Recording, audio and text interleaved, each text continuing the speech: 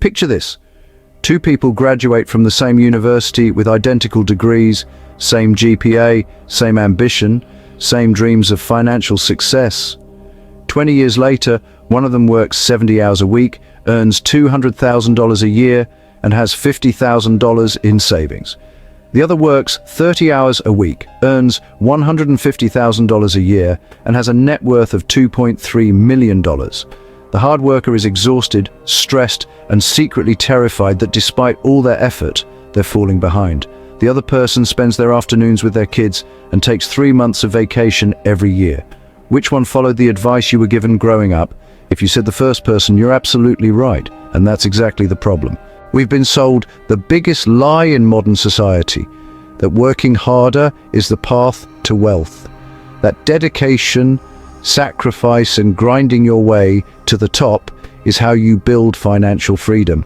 That if you're not getting rich, you're just not working hard enough. But here's the truth that no one wants to admit. In today's economy, working hard isn't just an ineffective way to get rich. It's actually the worst way to get rich. Tonight, we're going to destroy the myth that built your career. We're going to expose why the hardest working people are often the most financially trapped. And we're going to reveal what the truly wealthy understand about money that no one ever taught you in school.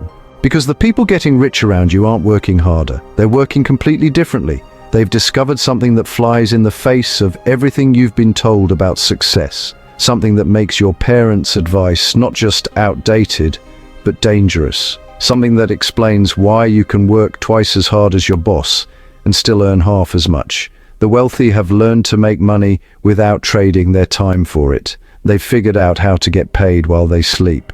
They've cracked the code of turning effort into systems that work independently of their personal involvement. And by the end of this journey, you'll understand exactly why working harder is keeping you poor and what to do instead. But I need to warn you, what you're about to discover will contradict everything your teachers, parents, and society taught you about the relationship between effort and reward. It will challenge the moral foundation of how you think about earning money.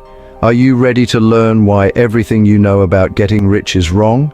Because once you see the truth, you'll never look at hard work the same way again. Let me tell you about Sarah and Marcus, two people whose stories perfectly illustrate why our fundamental beliefs about work and wealth are completely backwards. Sarah is the person everyone admires. She starts her day at 5:30 in the morning with a workout, arrives at the office by 7, and rarely leaves before 8 in the evening. She volunteers for every project, says yes to every opportunity, and has built a reputation as the most dedicated employee in her company. Sarah believes in the gospel of hard work. Her parents taught her that success is earned through sweat and sacrifice. Her teachers praised her for working harder than her classmates. Her first boss promoted her because she stayed later than everyone else. Over 15 years, Sarah climbed from entry-level analyst to senior director. Her salary grew from $45,000 to $180,000.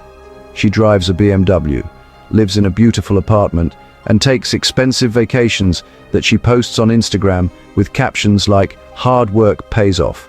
By every traditional measure, Sarah is successful. But here's what Sarah's Instagram doesn't show. Despite earning $180,000 a year, she has less than $80,000 in savings. Her beautiful apartment costs 40% of her income. Her BMW has a $650 monthly payment. Those expensive vacations are funded by credit cards that she pays off slowly over the following months. Sarah is living paycheck to paycheck on a 6-figure salary, and she has no idea why. Marcus took a completely different approach. From his first job, Marcus was obsessed with one question: how can I make money without trading my time for it? While Sarah was working late to impress her boss, Marcus was studying real estate investing. While Sarah was volunteering for extra projects, Marcus was learning about business systems and automation. Marcus worked his 40 hours each week, but instead of climbing the corporate ladder, he focused on building what he called money machines. Systems that could generate income without his direct involvement. With his first paycheck, Marcus didn't buy a nice car or rent an expensive apartment. He bought a duplex, lived in one unit, and rented out the other. The rental income covered most of his mortgage, essentially eliminating his housing costs. With the money he saved on housing, Marcus didn't increase his lifestyle. He bought another rental property, then another. By year 5, he owned 4 rental properties, generating $2,400 per month in passive income. But Marcus didn't stop there. He used his real estate experience to start a property management company. Not because he wanted to work more, but because he saw an opportunity to systematize property management for other small investors. The business started small, managing his own properties and a few others. But Marcus built systems from day one: online rent collection, automated maintenance scheduling, virtual property tours. Within 3 years, the business was managing 200 properties and generating $180,000 in annual revenue while requiring only 15 hours per week of Marcus's time. Meanwhile, Sarah was getting another promotion and another salary increase, which she celebrated by upgrading to a more expensive apartment and a newer BMW. Here's where their stories get really interesting.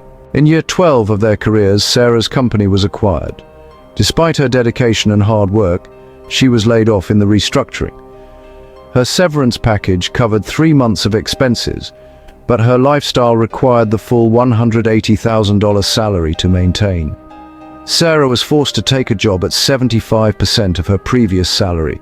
She had to sell her BMW, move to a smaller apartment, and put her life on hold while she tried to rebuild her career. Marcus, during that same period, was offered $2.8 million for his property management business. He could have retired at 34, but instead he sold the business and used the capital to invest in larger apartment complexes. Today, Sarah is 42 years old, earning $140,000 a year, and has finally built up $120,000 in savings. She's back to working 65-hour weeks, hoping to recover from the career setback. Marcus is 42 years old, has a net worth of $4.2 million, and spends most of his time with his family. His real estate portfolio generates more passive income than Sarah's salary, and he hasn't had a traditional job in over 5 years. Sarah still believes that Marcus got lucky or took shortcuts. She can't understand how someone who never worked as hard as her could be so much wealthier. But Marcus didn't get lucky, and he didn't take shortcuts. Marcus understood something that Sarah never learned. In a modern economy, working harder makes you less competitive, not more competitive. While Sarah was optimizing for effort, Marcus was optimizing for leverage. While Sarah was trading time for money, Marcus was building systems that made money independently of his time. While Sarah was climbing someone else's ladder, Marcus was building his own. The difference in their outcomes wasn't about work ethic, intelligence, or luck. It was about fundamentally different philosophies about how wealth is created. And here's the uncomfortable truth: Sarah's philosophy, the one that society celebrates and rewards with promotions and praise, is the philosophy that keeps most people financially trapped their entire lives. Here's a fact that might just shatter everything you believe about effort and reward. There is virtually no correlation between how hard someone works and how much wealth they accumulate over their lifetime. Dr. Thomas Stanley, who spent decades studying millionaires, made a discovery that really contradicts everything we're taught about success. The wealthy people he studied didn't work significantly more hours than middle-class earners. In fact, many worked fewer hours, but they worked on fundamentally different activities. The hard workers were trading time for money. The wealthy, on the other hand, were building systems that made money without their time. This distinction reveals what psychologists call the effort trap, the belief that working harder is always the solution to earning more money. This trap is so pervasive that most people never question it, even when their own experience proves it wrong. Think about the hardest working people you know. Are they the wealthiest? Probably not. The hardest workers are often teachers, nurses, construction workers, restaurant staff, people who work incredibly hard for relatively modest pay. Meanwhile, some of the wealthiest people work relatively few hours. Warren Buffett, for instance, spends most of his day reading. Real estate investors often work less than 20 hours per week. Software entrepreneurs who build successful apps might work intensely for 6 months, then earn millions while the app runs automatically. The difference isn't work ethic, it's understanding leverage. Dr. Cal Newport's research at Georgetown revealed what he calls pseudo-work. Activities that feel productive but don't actually create proportional value. Most hard workers are, trapped in pseudo-work, mistaking effort for effectiveness. They work late to finish reports that no one reads. They attend meetings that accomplish nothing. They volunteer for projects that advance their reputation but not their wealth. And, they optimize for looking busy rather than creating value. Meanwhile, wealth builders focus exclusively on what economists call high-leverage activities, work that creates disproportionate results. A high-leverage activity might be, say, buying a rental property that generates income for decades, or perhaps creating a digital product that can be sold repeatedly. Building a business system that works without your direct involvement is another example. Investing in assets that compound automatically also fits the bill. On the other hand, a low-leverage activity might be working overtime for time and a half pay, or taking on extra projects for small bonuses, studying for certifications that lead to modest raises, or networking to climb corporate ladders with salary ceilings are classic examples as well. The psychological research reveals why most people choose low-leverage activities. They provide immediate, certain rewards that trigger dopamine release in the brain. Working overtime gives you a bigger paycheck next week. Taking on extra projects gets you recognition from your boss. Earning certifications makes you feel like you're advancing your career. High-leverage activities, in contrast, often provide delayed, uncertain rewards. Buying a rental property might not generate positive cash flow for months. Building a business might not produce income for years. Investing in index funds might not show significant gains for decades. Dr. Daniel Kahneman's research on temporal discounting shows that humans systematically overvalue immediate rewards and undervalue delayed rewards, even when the delayed rewards are much larger. This cognitive bias keeps most people trapped in low-leverage work. They choose the certain $500 overtime payment over the uncertain possibility of building a $50,000 passive income stream. But the trap goes deeper than just psychological bias. The hard work culture has created what sociologists call moral justification around effort-based income. We believe that money earned through hard work is more virtuous than money earned through systems or investments. We call investment income passive, as if there's something lazy about it. We respect people who work 80-hour weeks more than people who work 20-hour weeks, regardless of their results. This moral framework around work creates shame around wealth-building strategies that don't require constant effort. People feel guilty about earning money while they sleep, even when that money comes from providing genuine value through systems they built. Dr. Max Weber identified this as the Protestant work ethic, the belief that hard work is morally virtuous, and that wealth should be earned through personal sacrifice and effort. This work ethic served society well during the industrial age, when most wealth was created through physical labor and time-based production. But in a digital, leverage-based economy, the Protestant work ethic has become a trap that prevents wealth building. Modern wealth is created through intellectual property, scalable systems, and compound returns on invested capital. None of these require more hours of work.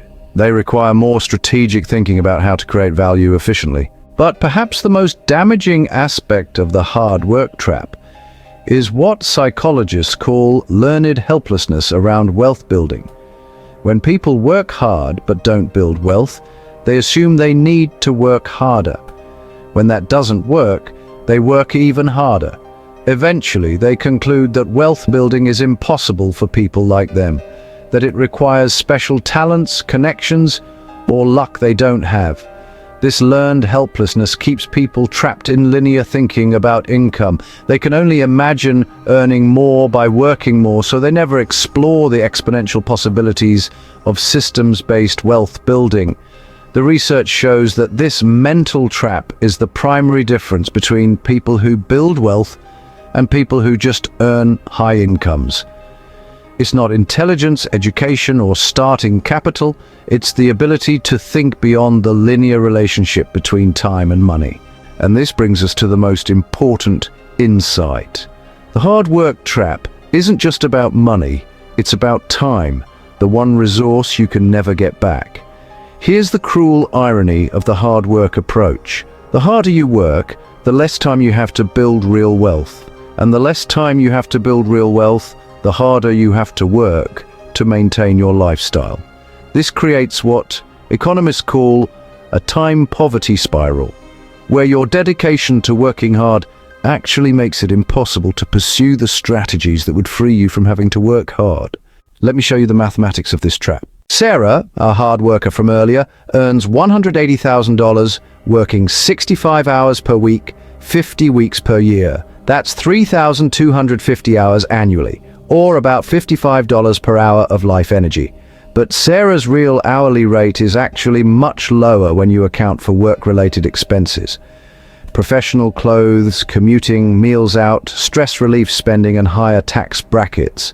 Her effective hourly rate is probably closer to $40. More importantly, Sarah's income completely stops if she stops working. Every dollar she earns requires an hour of her life. She's literally trading her finite lifetime for money, hour by hour.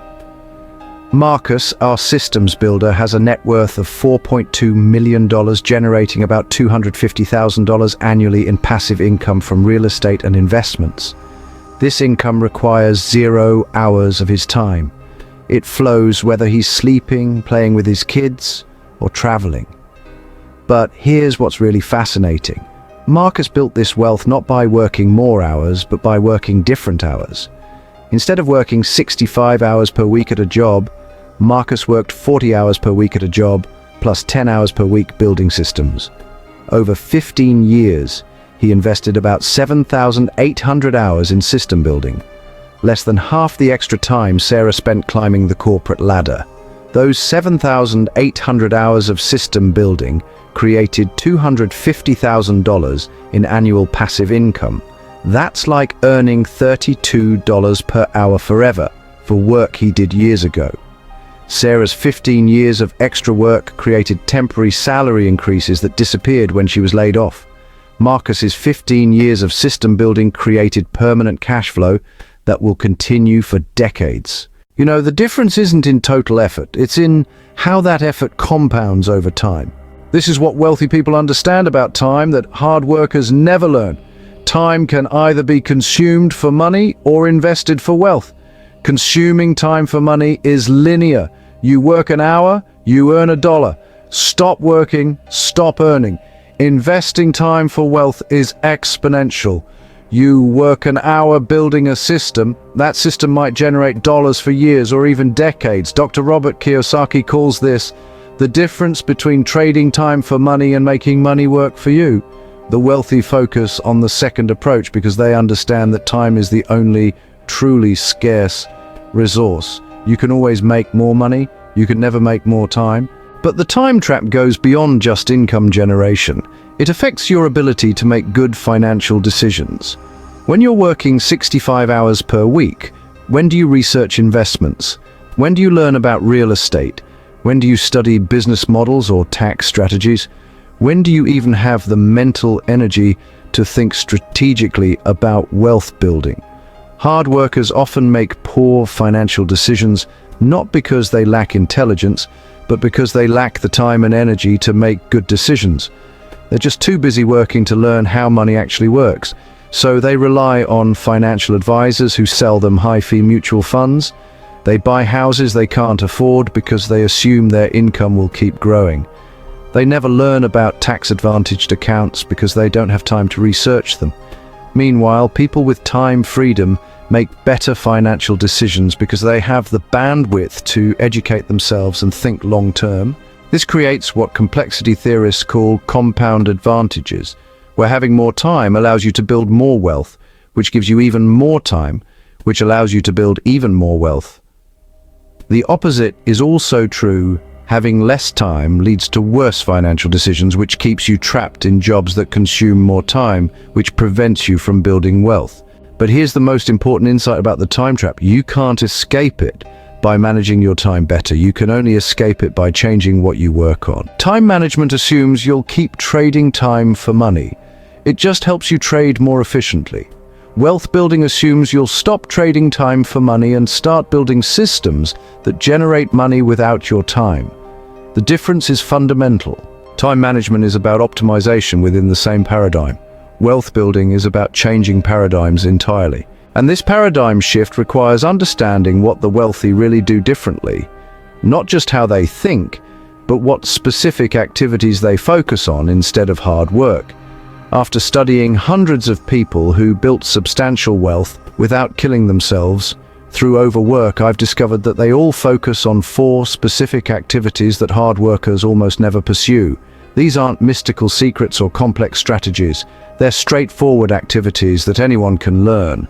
But they require completely abandoning the hard work mindset. Pillar 1. Asset accumulation instead of income maximization. Hard workers focus on earning more money. Wealth builders focus on buying things that make money. The difference is profound. When you focus on income, you ask, how can I get a raise? When you focus on assets, you ask, how can I buy something that pays me every month? Assets include rental real estate that generates monthly cash flow, dividend-paying stocks that send quarterly checks, businesses that produce profits without your daily involvement, intellectual property that generates royalties, and investment accounts that compound annually. Hard workers see a $50,000 raise as success. Wealth builders see buying a rental property that generates $500 per month, $6,000 annually, as success, because that $6,000 will continue for decades without additional work. Over 20 years, the raise might total $1 million in extra income. The rental property might generate $120,000 in cash flow, plus hundreds of thousands in appreciation, with no additional hours worked. Pillar 2. System building instead of task completion. Hard workers complete tasks efficiently. Wealth builders create systems that complete tasks automatically. Instead of just doing their jobs well, they ask, how could this be done without me? Instead of just serving customers, they ask, how could customers serve themselves? Instead of just solving problems, they ask, how could I prevent this problem from recurring? This mindset leads to automated investment plans that buy assets without decisions, business processes that operate without daily management, income streams that flow without constant attention, and systems that improve and scale over time.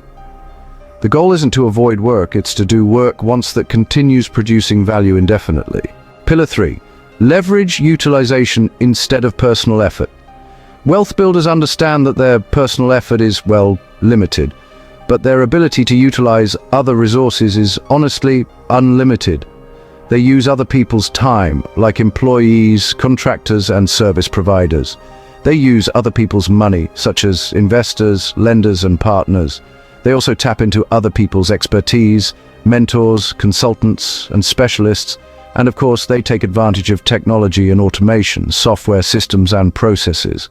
For example, a hard worker might spend 50 hours building a deck for their house. A wealth builder, on the other hand, might spend just 2 hours finding and managing a contractor who builds the deck while they focus on income-generating activities. The hard worker feels virtuous about doing it themselves, but the wealth builder understands that their time is worth more when it's applied to wealth-building activities. Pillar 4. Long-term compounding instead of short-term optimization. Perhaps most importantly, wealth builders optimize for long-term compounding rather than short-term gains. They make decisions based on what will create value 5 to 10 years from now, not what will increase their income next month. This means living below their means to invest the difference, choosing appreciation over immediate consumption, building businesses that grow in value over time, and making financial decisions based on net worth, not just cash flow. Hard workers often optimize for this year's performance review. Wealth builders, though, optimize for next decade's financial freedom. The compounding mindset is what allows wealth builders to accept lower immediate returns for, well, exponentially higher long-term results. How these pillars work together is honestly pretty powerful. These four pillars create a synergistic system where each element amplifies the others. Asset accumulation provides cash flow for more asset accumulation. Systems free up time to build more systems. Leverage multiplies the impact of both assets and systems. Compounding turns small advantages into massive wealth over time. This creates what mathematicians call exponential growth, where results accelerate rather than just increasing linearly. Hard work produces linear results. Work twice as hard, earn twice as much. Wealth building, though, produces exponential results. Build the right systems and your wealth can grow without additional effort. But implementing these pillars requires making a fundamental choice that most people are, well, psychologically unable to make. We've reached the moment of truth. You now understand why working harder is the worst way to get rich. You've seen the mathematics of time versus leverage. You've learned what wealthy people actually do instead of grinding their way to success. But understanding isn't enough. Knowledge without action is just entertainment. The question that will determine your financial future is this: are you willing to abandon the hard work approach that society celebrates in favor of the wealth-building approach that actually works? This choice is more difficult than it seems because it requires giving up more than just a strategy. It requires giving up an identity. If you've built your self-worth around being a hard worker, if you derive satisfaction from outworking your colleagues, if you believe that money should be earned through sweat and sacrifice, then wealth building will feel like cheating. You'll feel guilty about earning passive income. You'll feel lazy about working fewer hours. You'll feel undeserving of wealth that doesn't require constant effort. And these feelings are normal, but they're also the prison that keeps most people financially trapped their entire lives. The hard work identity feels virtuous, but it produces poverty. The wealth-building identity feels uncomfortable, but it produces freedom. Here's what making this choice actually looks like in practice. Instead of working overtime for extra income, you use those same hours to research real estate investments. The overtime might pay you an extra $200 this month. The real estate research might lead to buying a property that pays you $200 every month for the next 20 years. Same time investment, dramatically different long-term results. Instead of volunteering for extra projects to impress your boss, you use that energy to build a side business. The extra projects might lead to a 5% raise next year. The side business might replace your entire salary within 5 years. Same effort, completely different outcomes. Instead of spending evenings watching Netflix to recover from your hard work days, you spend that time learning about investing, taxes, and business systems. The Netflix helps you relax after trading your time for money. The education helps you stop having to trade your time for money. Same hours, opposite life trajectories. Instead of upgrading your lifestyle with every raise, you invest the increased income in assets. The lifestyle upgrades make you look more successful while keeping you financially dependent. The asset purchases make you actually more wealthy while maintaining financial flexibility. Same money, different destinies. These choices seem small in the moment, but compound over decades. They create completely different lives. The person who makes hard work choices will work until they're 65, maybe 70, hoping they've saved enough to maintain their lifestyle in retirement. The person who makes wealth-building choices will have the option to retire in their 40s or 50s, not because they have to stop working, but because they want to choose how they spend their time. But here's what's really important. This isn't about working less, it's about working differently. Wealth builders often work just as hard as anyone else, but they work hard on building systems rather than completing tasks. They work hard on acquiring assets rather than earning income. They work hard on creating value that scales rather than trading time for money. The difference isn't in effort, it's in focus. And this focus requires what psychologists call delayed gratification. The ability to choose larger future rewards over smaller immediate rewards. Hard workers want the immediate validation of a paycheck, a promotion, recognition from colleagues. wealth builders are willing to sacrifice immediate validation for long-term freedom. This isn't just a financial choice. It's, a philosophical choice about what kind of life you want to live. Do you want to spend the next 30 years working harder and harder, hoping to earn enough to eventually stop working? Or do you want to spend the next 10 years building systems that will allow you to choose whether you work at all? The mathematics are clear, the strategies are proven. The only question is whether you have the courage to choose freedom over familiarity. Most people don't. They'll continue working harder, wondering why they're not getting wealthier, never realizing that their solution is actually their problem. But you're not most people. You've seen behind the curtain. You understand what the wealthy really do differently. The only question left is what you'll do with this knowledge. Will you set your alarm for 5:30 a.m. tomorrow and work harder at the same activities that have kept you financially limited? Or will you set your alarm for 7 a.m. and spend that extra time building the systems that will eventually set you free? The choice is yours. The path is clear. The results are inevitable. Working hard will keep you working hard forever. Building wealth will eventually free you from having to work at all. Your future is waiting, not the future where you've worked hard enough to afford a slightly better lifestyle, but the future where you've built systems that give you complete choice about how you spend your time. That future begins with the choice you make right now. What will it be? The alarm goes off tomorrow morning, just like it has every morning for years, but now you have something you didn't have before. Clarity. You understand why the hardest working people in your office aren't the wealthiest. You know why dedication and overtime haven't built the financial freedom you were promised. You see why the system that rewards hard work with modest raises is designed to keep you dependent on that system forever. More importantly, you understand what to do instead. You know that wealth comes from building systems, not working harder. You know that freedom comes from assets that work while you sleep, not jobs that demand your constant presence. You know that the goal isn't to earn more money by working more hours, but to make money work for you while you reclaim your time.